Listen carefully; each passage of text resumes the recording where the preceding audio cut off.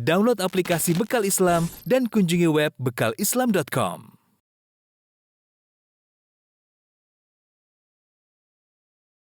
Bismillahirrahmanirrahim. Assalamualaikum warahmatullahi wabarakatuh.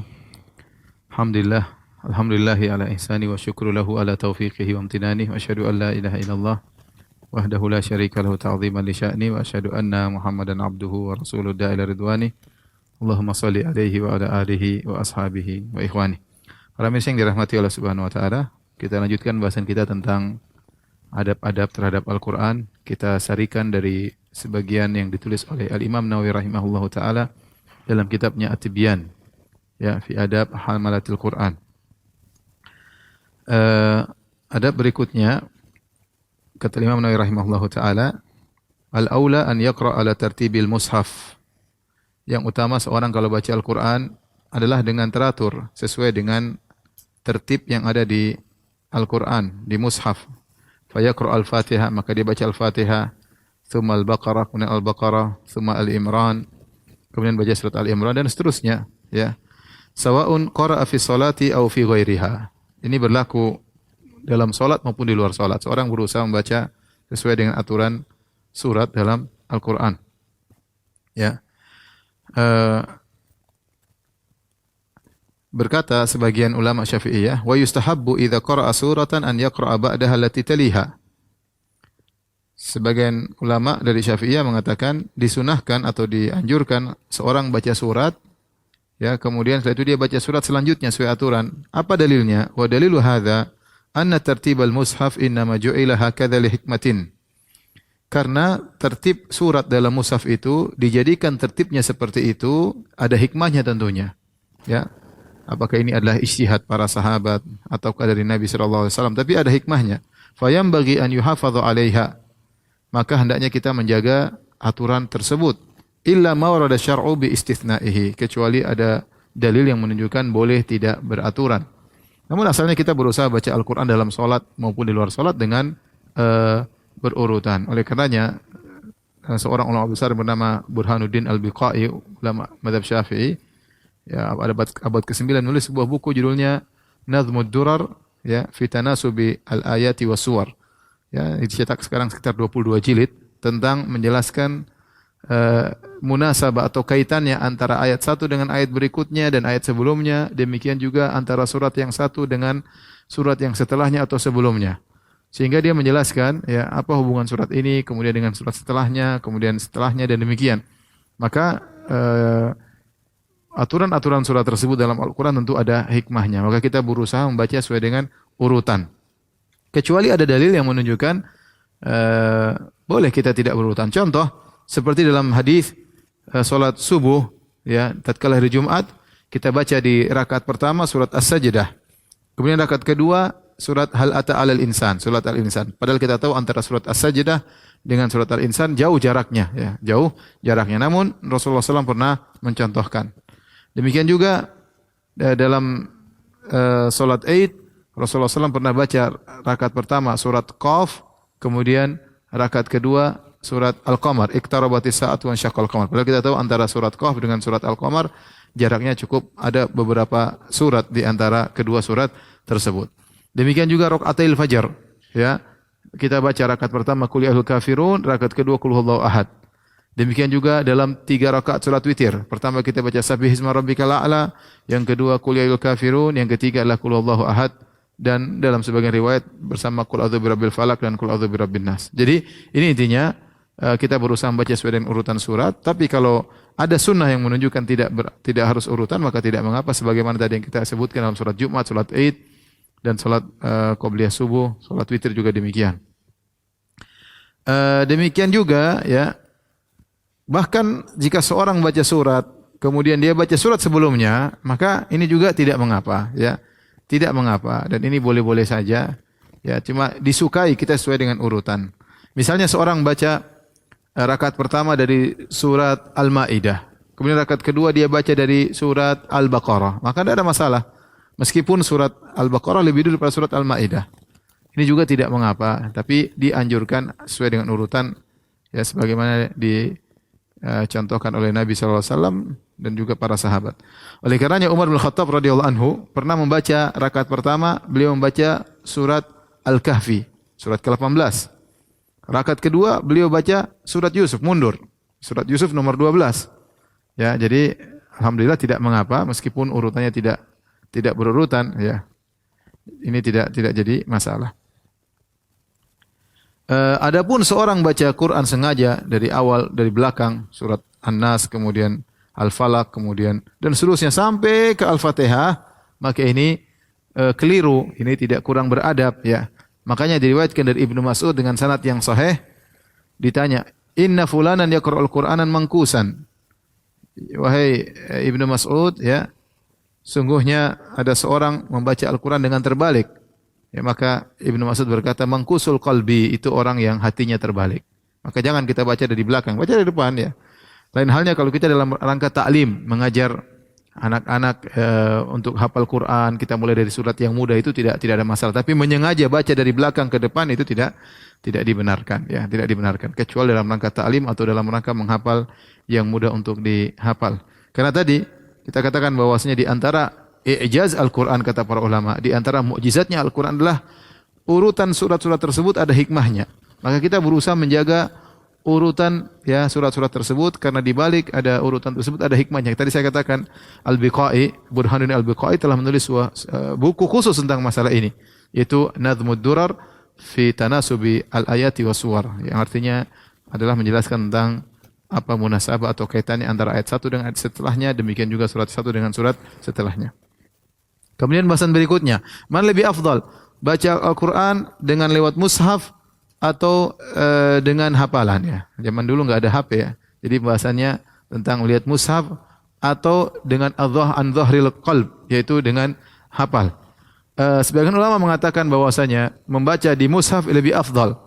Kenapa? Karena memandang mushaf itu ibadah tersendiri. Memandang mushaf itu tersendiri sehingga mata fokus memandang firman Allah, ayat Allah, hati terfokus. Sehingga bergabung pada dirinya dua hal, memandang ayat-ayat Allah ya sambil hatinya juga fokus sehingga dia menggabungkan dua ibadah ya. Oleh karenanya Al-Imam Al-Ghazali berdalil dengan banyak dari para sahabat yang mereka membaca lewat mushaf. Kita lihat dalam buku-buku tafsir sebagian sahabat mereka membaca di mushaf. Namun yang dipilih oleh Al-Imam Nawawi rahimahullahu taala bahwasanya diriwayatkan juga sebagian salaf mereka membaca dengan hafalan, maka dilihat sesuai dengan kondisi seseorang. Jika seorang dengan melihat ke mushaf dia lebih khusyuk, ya lebih fokus, maka lebih baik dia baca dari mushaf. Ya, mungkin dengan mushaf dia baca fokus, meskipun dia sudah hafal. Apalagi kalau tidak hafal tentu harus baca. Ya, tapi seandainya dia sudah hafal dan dia ingin baca lewat mushaf, maka lebih baik kalau dia merasa lebih fokus dengan memandang mushaf. Sebagian orang dengan tidak memandang mushaf dia merasakan ada dengan hafalan dia lebih khusyuk, maka silakan. Yang paling jadi patokan menurut Imam Nawawi adalah kekhusyuan.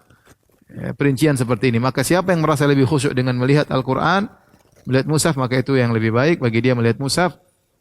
Dan siapa yang merasa lebih khusyuk dengan hafalan, maka silakan dia membaca dengan hafalan. Sudah kita ingat pada pertemuan berikutnya, di antara faedah kita melihat mushaf, maka kita fokus.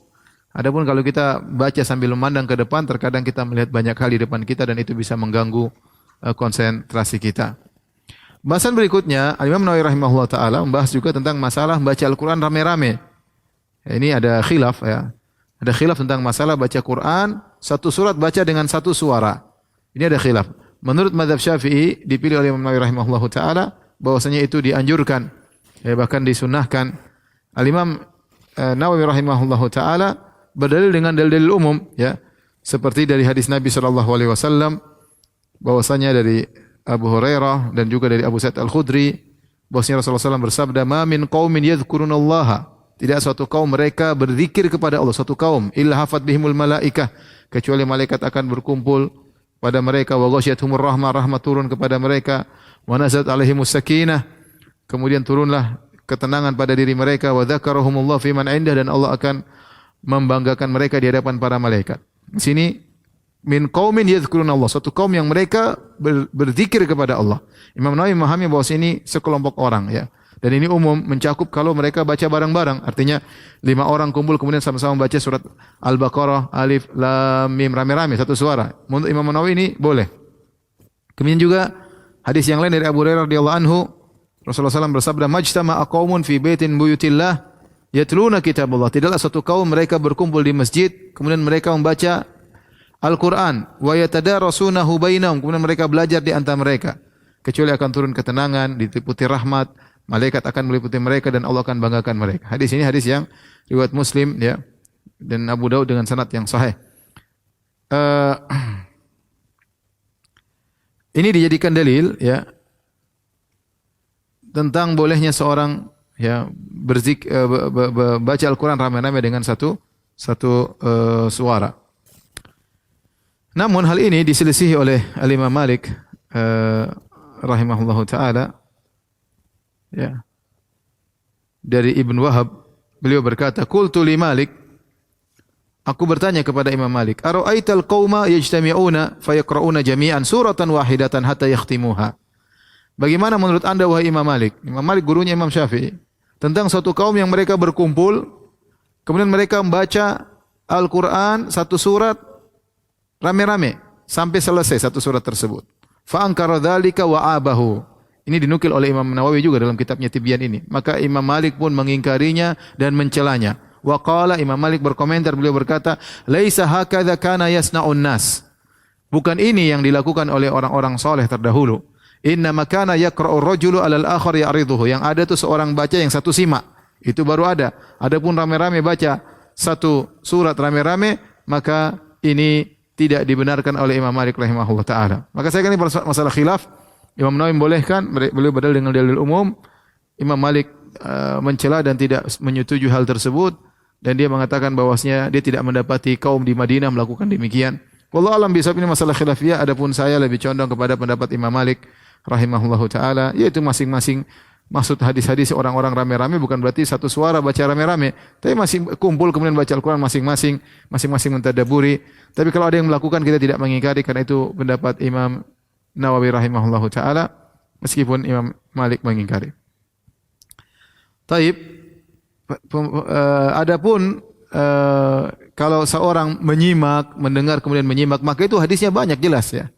Ya, Nabi SAW menyimak bacaannya Abu Musa Ibnu Mas'ud misalnya, Nabi menyimak bacaannya Abu Musa Al-Asy'ari, ya, kemudian Nabi menyetor hafalan kepada Jibril alaihissalam, dan ini banyak dalilnya kalau satu membaca satu menyimak.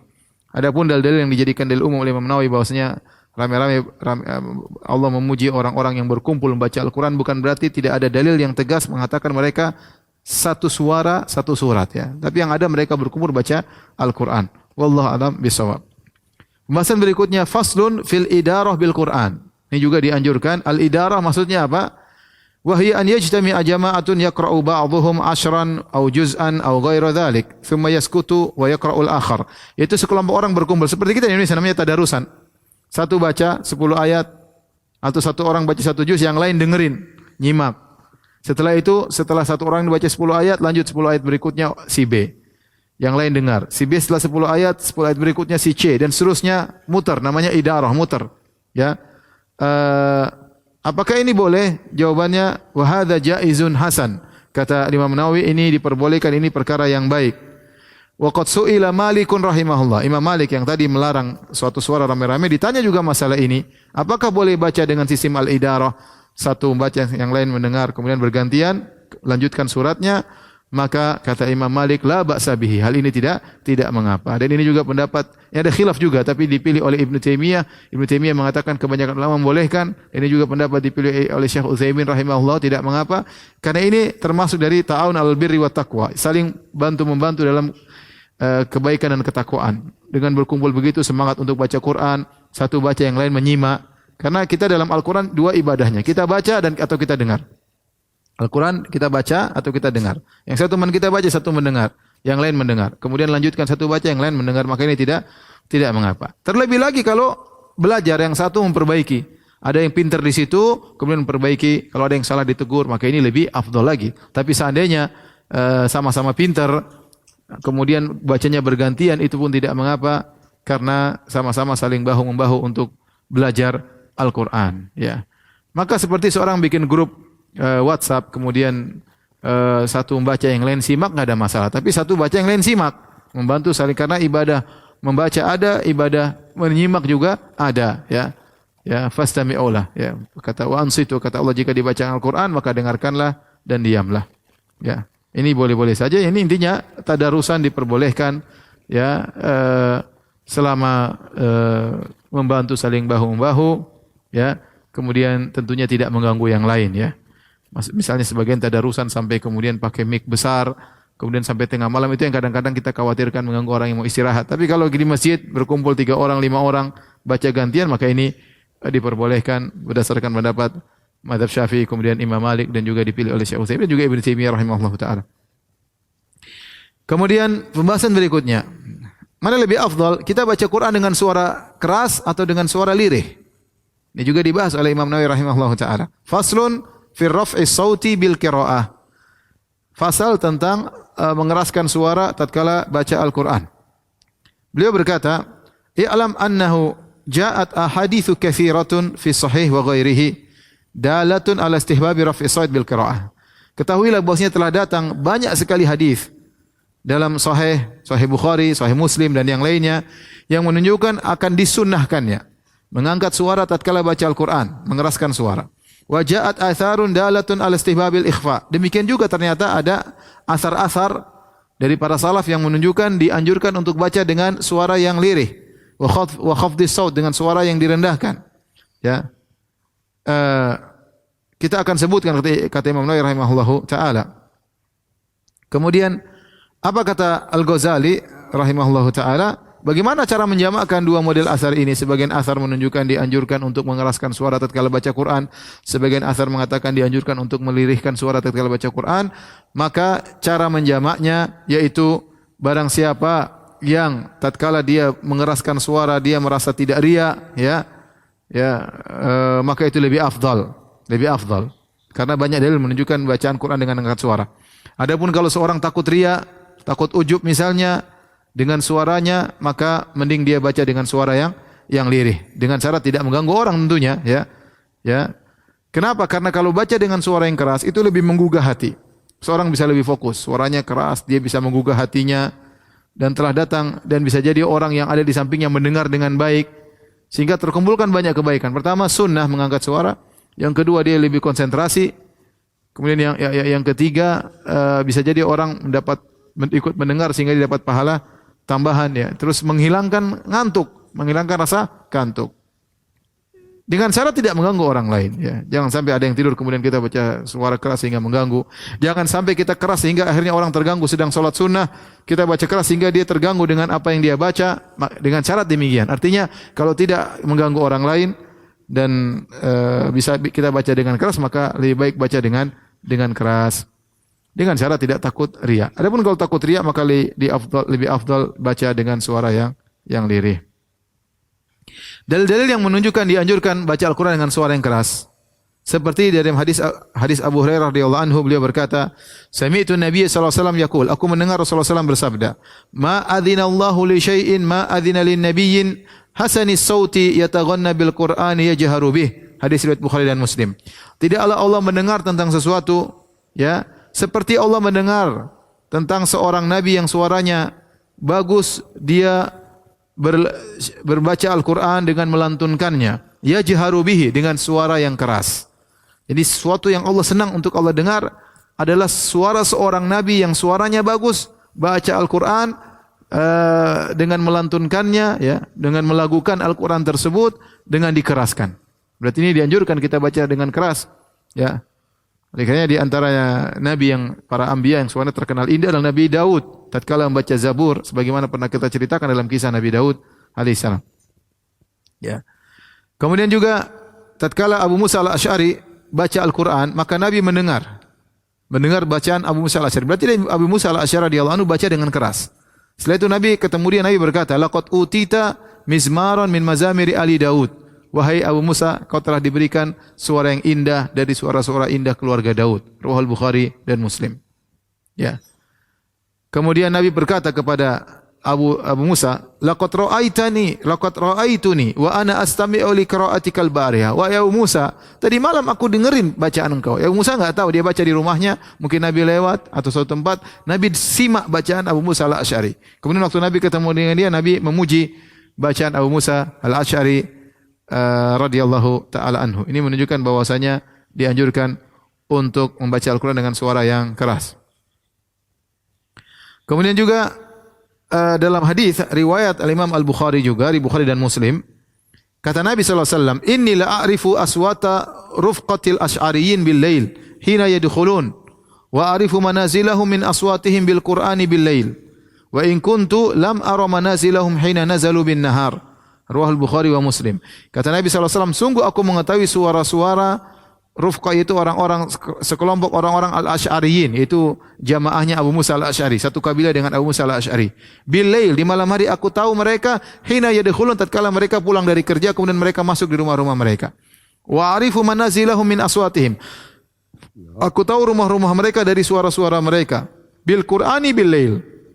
Kenapa mereka baca Quran di malam hari sampai orang yang lewat kedengaran suara mereka? Kita tahu dulu, zaman dulu rumah sederhana, ya mungkin dari pelepah koran batang, jadi kalau ada suara besar di dalam kedengaran dari luar.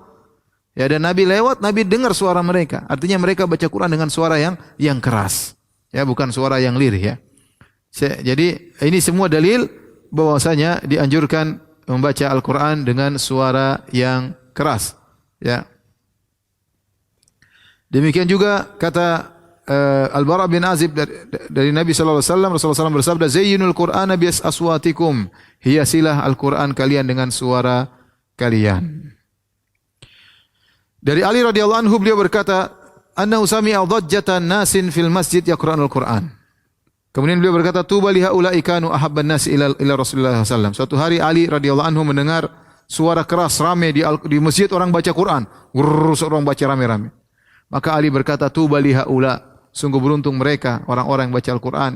Ya, kanu ahabban nas ila Rasulullah SAW. Mereka adalah orang yang paling dicintai oleh Rasulullah sallallahu alaihi wasallam. Intinya, hadis-hadis yang menjelaskan baca Quran dengan suara yang besar itu banyak ya.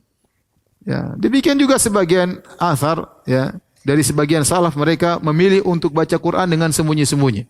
Kenapa? Karena mereka takut riya. Ya. Contohnya La'mas, beliau berkata, "Dakhaltu ala Ibrahim wa huwa yaqra'u fil mushaf. Fasta'dzana alaihi rajulun faqattahu." Kata La'mas, aku masuk menemui Ibrahim An-Nakhai, dia sedang baca dari mushaf. Tiba-tiba ada orang minta izin, maka dia tutup mushafnya. Ya, dia tidak ingin orang lain tahu bahwasanya dia sedang baca Al-Qur'an.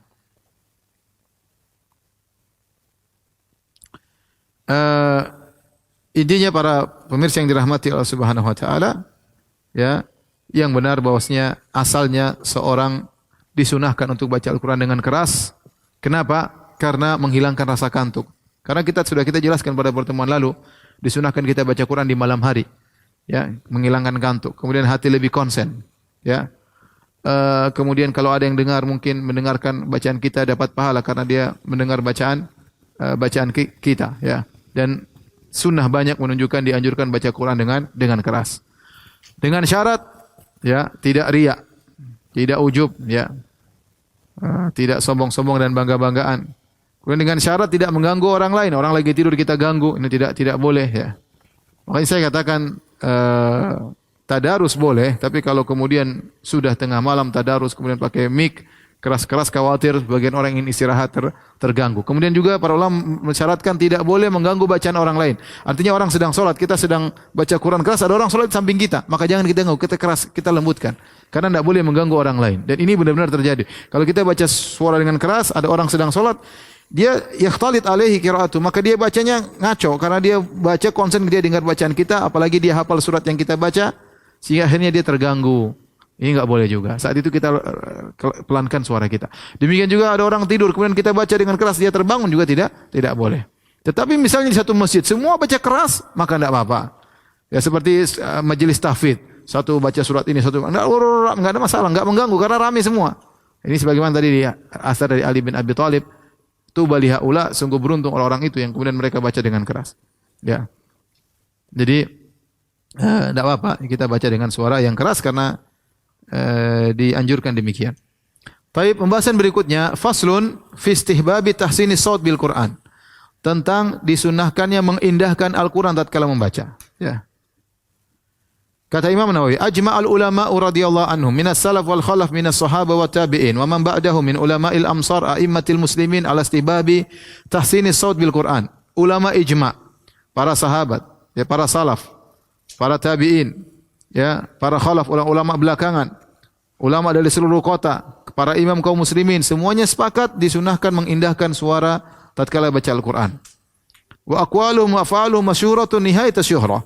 Pendapat mereka, penjelasan mereka, praktik mereka sangat masyhur, ya.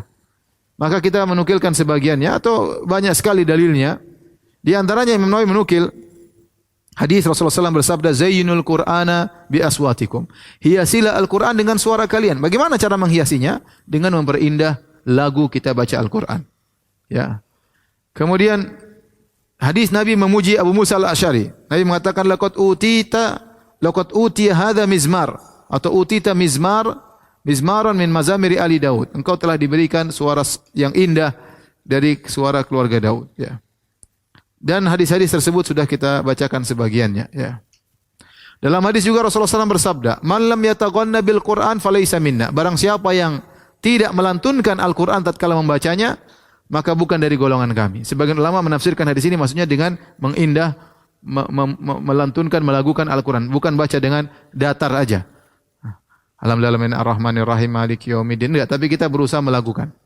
Selama kita bisa melakukan dengan baik, ya, karena terus terang itu membantu seorang untuk semangat baca Al-Quran, yang dengar juga tentram, ya.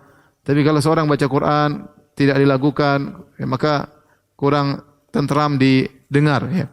Tapi intinya sunnah seorang berusaha untuk baca Al-Quran dengan suara yang yang baik, ya.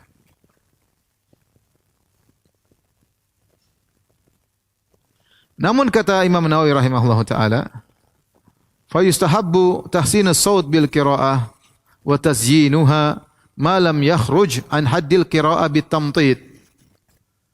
Fa in fa'afrata hatta zada harfan aw akhfahu fa huwa haram. Disunahkan untuk memperindah suara, ya, memperindah qiraat selama tidak terlalu panjang-panjang keluar daripada aturan baca Al-Quran. Kalau berlebihan sampai menambah satu huruf karena saking panjangnya ada huruf yang seakan ditambah atau sampai ada huruf yang tersamarkan, maka hukumnya haram, ya. Oleh karenanya waktu ditanya oleh Imam Syafi'i, ditanya tentang qiraah bil alhan dengan lagu, maka Imam Syafi'i dalam suatu pendapat mengatakan akrahuha. Aku tidak suka, aku benci dengan cara baca Al-Quran dengan demikian. Wa qala fi mawdhi'in, ditanya lagi dalam kondisi yang lain, dalam kesempatan yang lain, Imam Syafi'i berkata, la akrahuha.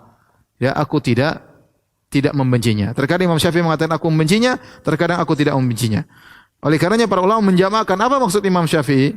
Maksudnya kalau dibaca sampai berlebih-lebihan, ya, dengan mat kepanjangan, ya, sampai naik turun-turun terlalu lama, ya, maka ini dibenci, ya, karena terlalu berlebihan, ya.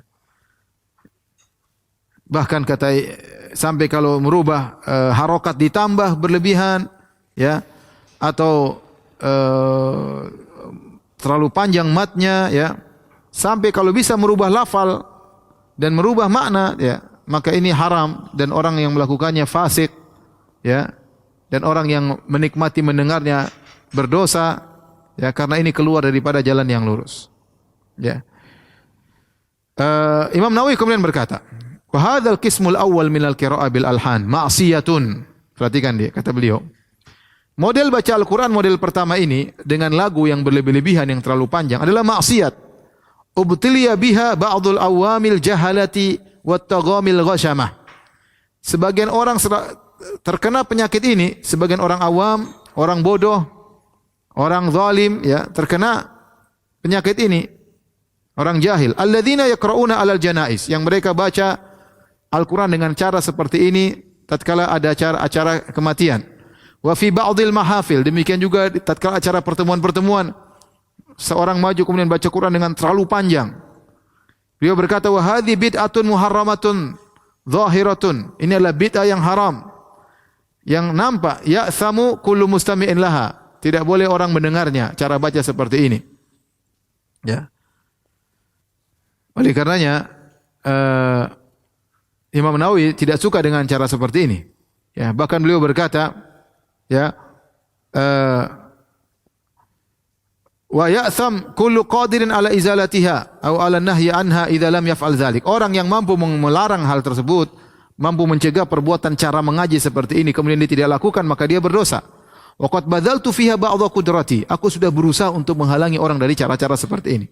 Wa arju min fadlillahil karim an yuwaffiqa li izalatiha man huwa ahlun lidzalik, dan aku berharap agar Allah memberi taufik kepada orang yang mampu untuk bisa menghilangkan cara-cara seperti ini.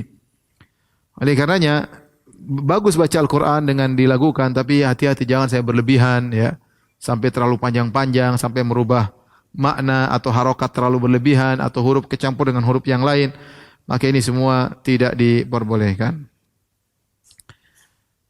Kemudian di antaranya faslun fi istihbabi talabil qira'at thayyibah min hasanis saut. Disunahkan juga seorang minta orang yang suaranya bagus suruh bacakan Al-Quran. Ini tidak mengapa, duduk kita pertemuan rame-rame ada seorang bacaannya bagus, ya akhi tolong bacakan, kita ingin dengar. Kemudian dia melakukan Al-Quran dengan bacaan yang baik, ya. Dan ini dalilnya ada dari hadis Ibnu Mas'ud radhiyallahu anhu. Rasulullah SAW pernah berkata kepada Ibnu Mas'ud, "Iqra' alayya al-Qur'an." Wahai Ibnu Mas'ud, bacakan aku Al-Qur'an. Fakultu, maka Ibnu Mas'ud berkata, "Ya Rasulullah, aqra'u alayka wa alayka unzila." Ya Rasulullah, bagaimana aku bacaan Quran kepada engkau sementara Al-Quran turun kepadamu? Kata Nabi, "Inni uhibbu an asma'ahu min ghairi." Aku suka mendengar Al-Quran dari selainku. Maka Ibnu Mas'ud membaca surat An-Nisa sampai pada ayat yang bunyinya, "Fa kaifa idza ji'na min kulli ummatin bi syahid wa ji'na bika ala haula'i syahida." Maka Nabi berkata, "Hasbukal an." Cukup wahai Ibnu Mas'ud. Kemudian aku lihat Nabi SAW, fa idza ainahu tadrifan. Ternyata kedua matanya mengalirkan air mata.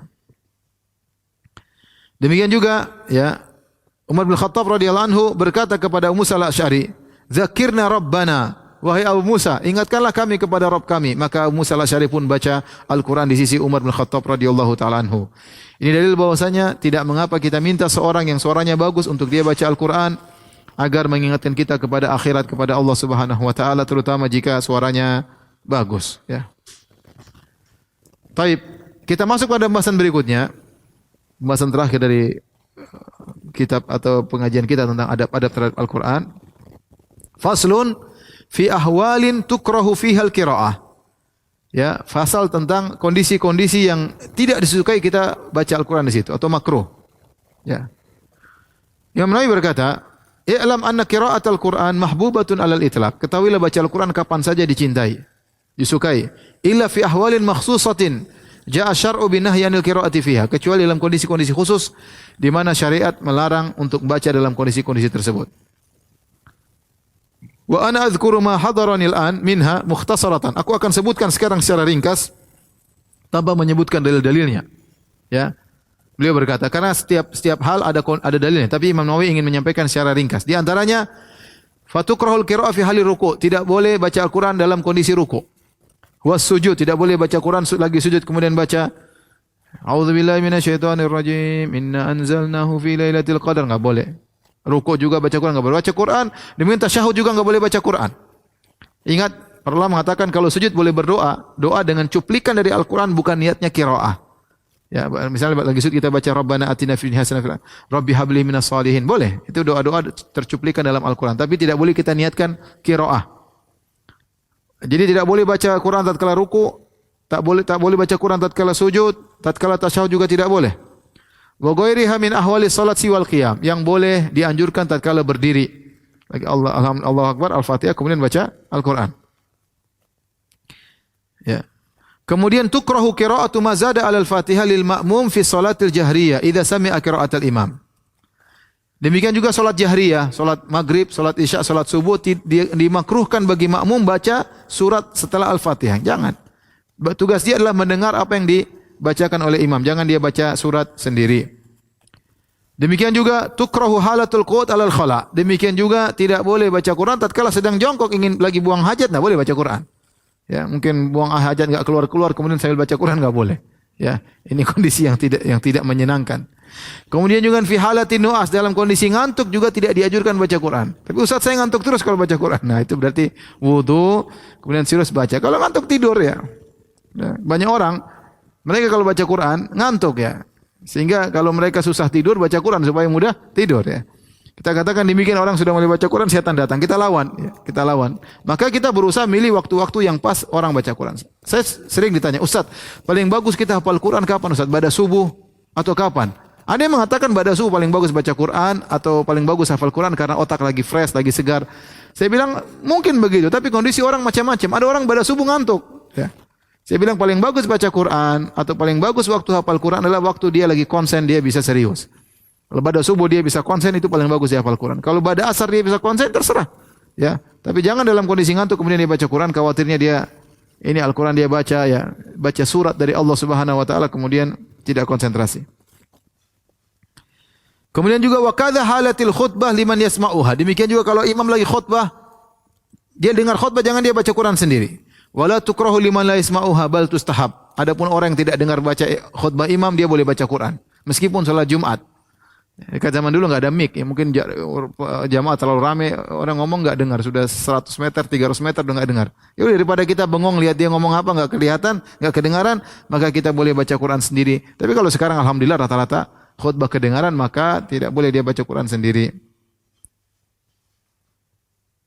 Kemudian kata Imam Nawawi rahimahullah taala, tidak dimakruhkan baca Quran tatkala tawaf. Ini ada khilaf, tapi kata beliau hadza madhhabuna. Inilah madhab kami, bahwasanya tidak mengapa baca Quran tatkala sedang tawaf ya. Sebagian salaf mengatakan jangan baca Al-Quran tatkala tawaf, seperti riwayat dari Imam Malik rahimahullahu taala, beliau mengatakan makruh baca Quran tatkala tawaf ya. Kalau sekarang kita baca Quran sangat dibutuhkan karena tawaf memang tempatnya doa. Tidak usah kita baca Quran, kita berdoa. Dahulu orang tawaf cepat ya, tapi kalau sekarang orang tawaf terutama musim haji bisa 1 jam, bisa 2 jam. Ya, maka dia isi dengan baca Quran tidak jadi masalah. Secara umum, menurut mazhab Syafi'i, tidak mengapa baca Quran sambil tawaf karena tidak ada dalil yang melarang. Berbeda dengan pendapat Imam Malik yang mengatakan hukumnya makruh. Kemudian Imam Nawawi berkata, "Wa minal bid'ah al-munkarah", di antara bid'ah yang mungkar, fil qiraah tatkala baca Quran, ma yaf'alu jahalatul musallin bin nasi fit tarawih, yaitu apa yang dilakukan oleh orang-orang bodoh di salat tarawih. Imam-imam yang bodoh lakukan di salat tarawih. Dengan membaca surat Al-An'am pada rakaat terakhir di malam ke-7. Lailatul Sabi'ah. Mu'takidina anna mustahabbatun. Meyakini bahwasanya baca surat Al-An'am pada malam ke-7 adalah sunnah di rakaat kedua. Fayajma'una umuran munkaratan minha i'tiqaduhum annaha mustahabbatun wa minha ihamul awam dzalik. Maka orang yang melakukan demikian dia telah melakukan perkara-perkara yang mungkar, di antaranya meyakini ini sunnah padahal tidak sunnah, dan mengesankan kepada orang awam bahwasanya itulah sunnah. Kemudian di antara pelanggaran memanjangkan rakaat kedua lebih panjang daripada rakaat pertama. Padahal sunnahnya adalah rakaat pertama lebih panjang daripada rakaat kedua. Ya, di antaranya kemungkaran juga ya membuat makmum terlalu berat. Bayangkan satu rakaat surat Al-An'am. Panjang banget ya. Yang berikutnya juga baca terlalu cepat. Jadi kata Imam Nawawi di antara bid'ah yang mungkin ini terjadi di zaman beliau, zaman sekarang kita mungkin enggak ada. Zaman beliau ada orang suka malam ke-7 baca surat Al-An'am. Sampai selesai surat Al-An'am. Rakaat kedua dia baca surat Al-An'am dan itu butuh waktu yang panjang. Kata Imam Nawawi, ini mungkar, banyak kemungkaran. Yang pertama, ya bacanya terlalu cepat. Kedua, bikin capek orang yang di belakang, kepanjangan. Kemudian yang ketiga, meyakini itu sunnah. Ini juga kemungkaran. Yang keempat, mengesankan kepada orang awam bahwasanya itu merupakan perkara sunnah. Yang kelima, rakaat kedua lebih panjang daripada rakaat pertama dalam surat tarawih. Kemudian berkata Imam Nawawi juga, wa minal bid'ah al-musyabihah li hadhihi, dan juga antara bid'ah yang mungkar yang mirip dengan bid'ah ini dalil bahwa Imam Syafi'i juga, Imam Nawawi juga memandang suatu bid'ah. Ya. Sebagian orang bodoh membaca dalam salat subuh di hari Jumat dengan surat Sajdah selain surat Alif Lam Mim Tanzil. Kita tahu sunnahnya seorang tatkala di hari Jumat rakaat pertama baca surat Sajdah. Ya, Alif Lam Mim Tanzil kitab la raiba fihi min rabbil alamin. Am yaquluna iftara, dan seterusnya. Tapi dia baca surat yang lain, ya, supaya bisa sujud tilawah, tapi bukan surat Alif Lam Mim Sajdah. Misalnya baca surat idza samaa'un syaqqat wa adina li rabbih wa huqqat, itu juga ada sujud sajdah. Atau baca Iqra bismi rabbikal ladzi khalaq, khalaqal insana, ada surat, ada sujud tilawah juga.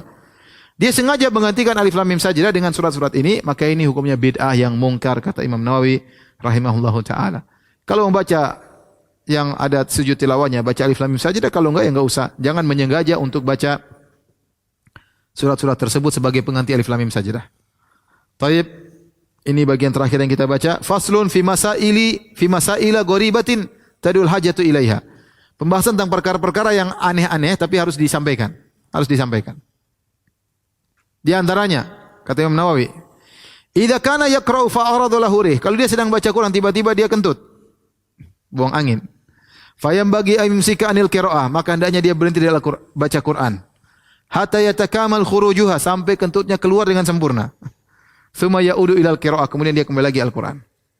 Jadi begitu dulu kebablasan kentut berhenti dulu. Jangan lanjutkan sambil angin berhembus, jangan. Ya, kurang enggak sopan. Maka oleh karenanya kita berhenti dulu. Biarkan angin keluar dengan puas, baru kemudian kita lanjutkan Al-Quran. Ya. Jangan sebaliknya, tahan itu angin, kemudian kita lanjutkan malah berat. Ya. Wa huwa adabun hasan, ini adab yang baik tatkala kita baca Al-Quran. Karena kita tahu ijma ulama boleh baca Quran dalam kondisi berhadath. Boleh, enggak ada masalah. Jadi misalnya kita buang angin, sudah biarkan kita buang angin, lanjutkan lagi, enggak ada masalah. Kemudian di antaranya, idza tasa'aba amsaka 'anil qira'ah hatta yanqadhiya tasa'ubu tsumma yaqra. Demikian juga kalau orang lagi nguap. Jangan kita baca alhamdulillahirrahmanirrahim, jangan. Kalau kita lagi ini alhamdulillahirrahmanirrahim, maliki yaumiddin begitu, ya. Jangan sambil nguap kita lanjutkan bacaan karena pasti tajwidnya berubah-ubah, ya. Nabi SAW bersabda, idza tasa'aba ahadukum falyumsik biyadihi ala famihi. Kalau salah seorang dari kalian sedang menguap, maka dia peganglah dengan tangannya. Dia tutup. Fa inna syaitana yadkhul, karena syaitan masuk. Dan dia tutup. Kemudian di antara yang disebutkan oleh para qurra, di antara Imam Nawawi mengatakan, idza qara'a qaula Allah azza wa jalla wa qalatil yahudu Uzair bin Allah wa qalatin nasara al-masih bin Allah. Kalau dia membaca ayat-ayat di situ perkataan-perkataan yang keji terhadap Allah, seperti firman Allah, berkata Yahudi dan Uzair adalah putra Allah. Wa qalatin nasara al-masih ibn Allah, bahwasanya Nasara adalah putra Allah, ya. Wa qalatil yahudu yadullahi maglulah, firman Allah, sungguhnya Yahudi berkata tangan Allah terbelenggu, atau berkata wa qalu takhadar rahmanu walada, mereka menganggap Allah punya anak. Ini semua kata-kata keji terhadap Allah, Allah punya anak, tangan Allah terbelenggu, Uzair putra Allah. Maka ayat-ayat yang semisal ini, maka hendaknya dia turunkan suaranya. Ya. Dan ini dilakukan oleh Imam Ibrahim An-Nakhai, salah seorang ulama dari tabi'in. Karena ini kata-kata keji terhadap Allah, maka kita tidak usah keras-kerasan. Kita baca dengan suara yang lirih. Ini pendapat, tidak ada dalilnya, tapi ini praktek sebagian salaf. Ya, sebagian orang baca dengan keras karena dia terbawa, dia jengkel dengan perkataan tersebut. Ya, tidak ada masalah juga. Ya.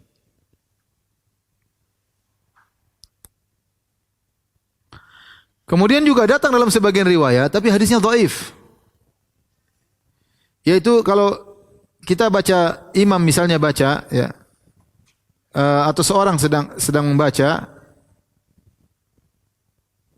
diriwayatkan dari Nabi SAW, beliau berkata, man qara'a watini wa zaitun, sampai akhir ayat, alaysa Allah bi ahkamil hakimin, bukankah Allah sebaik-baik yang memberi keputusan, falyakul bala, seorang baca bilang bala, iya, wa ana ala dzalika minasyahidin.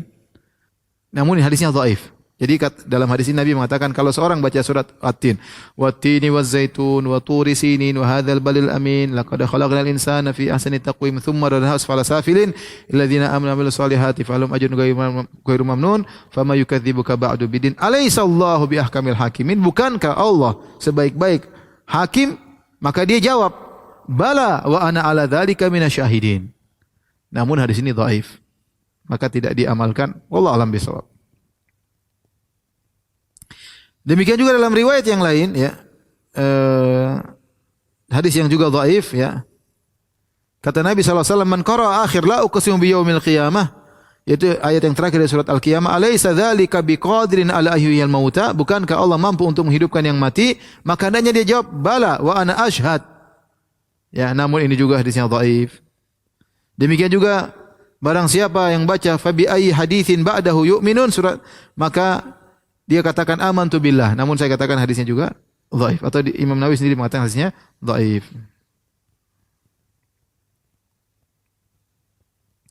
Kemudian juga di antara adab, ya, Idza kana yaqra'u masyian famarra ala qaumin. Kalau seorang sedang baca Quran sambil berjalan. Baca Quran sambil berjalan kan dijelaskan pada pertemuan sebelumnya ini boleh dilakukan. Kemudian dia melewati sekelompok orang, bukankah sunnahnya orang yang lewat mengucapkan salam? Maka disunahkan dia memutuskan atau menghentikan dulu bacaannya wasallim alaihim. Kemudian dia mengatakan assalamualaikum. Kalau mereka jawab waalaikumsalam, kemudian dia baca lagi kembali. Tidak ada masalah. Tidak ada masalah. Kalau dia ulangi lagi a'udzubillahi minasyaitonir rajim, kemudian dia ulangi lagi lebih baik. Jadi selain misalnya kita baca Quran, ya. Kita baca Quran entah dengan pegang mushaf atau dengan tanpa mushaf, dan itu pemandangan sering kita lihat di Madinah. Di sini saya enggak pernah lihat ya. Tapi kalau di Madinah itu pemandangan sehari-hari. Orang baca Quran sambil berjalan, kadang pegang mushaf, kadang dengan bacaan sendiri. Jadi kalau lagi jalan kemudian ada orang dia yang lewat karena dia sendiri ya, yusallimul qalil alal katsir ya. Al-mashi alal waqif ya. Orang yang lewat memberi salam kepada yang berdiri, al-qa'id yang duduk, kemudian yang sedikit memberi salam kepada yang banyak. Misalnya dia sendirian dia lewat orang banyak, maka dia sedang baca Quran, misalnya dia baca alif lam mim dzalikal kitabul la raiba fihi hudal muttaqin. Assalamualaikum. Dia boleh lanjut. Alladzina yu'minuna bil ghaib, atau dia a'udzubillahi minasyaitonir rajim. Alladzina yu'minuna bil ghaib wa yuqimunas shalat. Dia kata Imam Nawawi lebih baik dia ta'awudz kembali. A'udzubillahi minasyaitonir rajim.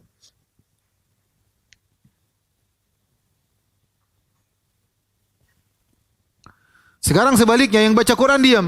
Kita yang lewat lihat orang baca Quran. Apa yang kita lakukan? Kita salami dia atau tidak? Sebenarnya mengatakan yang lebih utama tidak usah kita salami dia. Kenapa? Dia sedang sibuk baca Quran. Sudah biarin aja. Ya. Kalau ternyata kita salami dia, apa yang dia lakukan? Apakah dia cukup memberi jawaban dengan isyarat? Atau dia putuskan pembacaan Waalaikumsalam? Yang benar dia jawab dengan lisan. Dia jawab Waalaikumsalam. Baru kemudian dia kembali lagi baca Al-Quran. Ya. Tidak ada masalah. Jadi tidak mengapa kita putuskan baca Al-Quran karena ada keperluan yang itu disyariatkan oleh Allah. Bukan tidak dikatakan kita beradab, tidak beradab kepada Allah. Lain halnya kita baca Quran sambil mana, baca lagi, ngobrol lagi. Kemudian lihat ting jawab WA dulu, lanjut lagi. Ini enggak beradab kecuali darurat kata Imam Nawawi. Memutuskan kita sedang bermunajat dengan Allah, kita putuskan gara-gara ingin ngomong sama manusia. Ya, tanpa ada keperluan syar'i. Ini tidak beradab kecuali kalau darurat. Harus kita ngomong, harus kita perlu ya enggak apa-apa, insyaallah Allah mengerti. Tapi kalau sekedar putus kemudian ngobrol ini kurang sopan.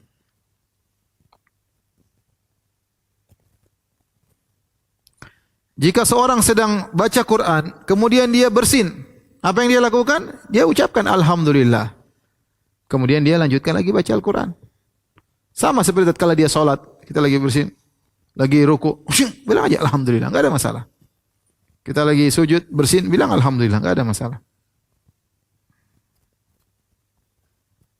Demikian juga dia sedang baca Quran, tiba-tiba ada orang bersin mengucapkan alhamdulillah, maka tidak mengapa dia berhenti sebentar, dia bilang yarhamukallah. Karena ini diputuskan karena suatu yang syar'i, maka tidak jadi masalah.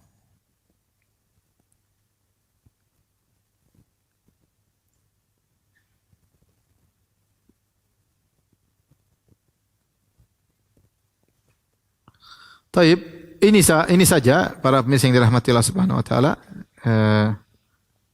Adab-adab yang mungkin bisa kita sampaikan dalam 3 pertemuan ya.